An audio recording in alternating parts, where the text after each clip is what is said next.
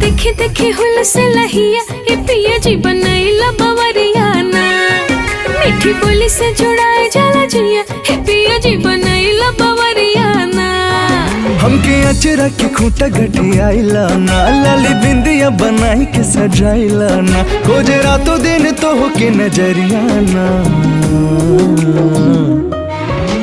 देखे देखे हुल से लहिया ये पिया जी बनैला बवरियाना। मीठी बोली से जुड़ाए जाला जिया हे पिया जी बनैला बवरियाना।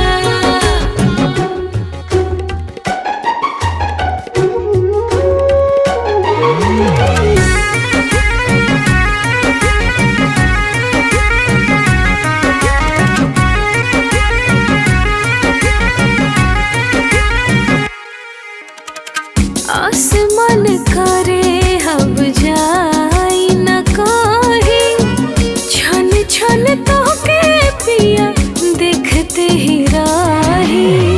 सुरमाई अखिया के सुरमा बनाला, सिकिया के लिकिया से गजरा लगाला, हो अखिया के हमारे पुतरियाना।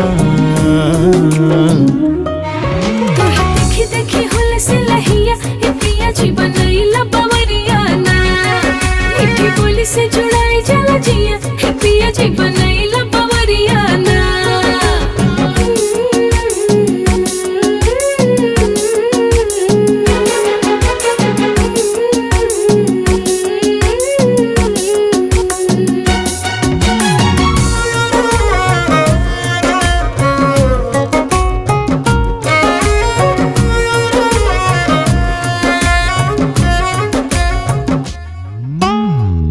जहिया से प्यार बाटे तोहारो भेटाइल, पिया के स्वाद कथी होखेला बुझाइल।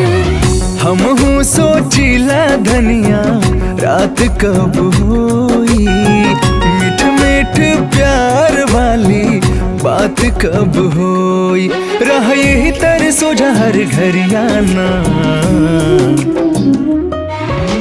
देखे देखे हुल से लहिया ये पिया जी बनैला बवरियाना। मीठी बोली से जुड़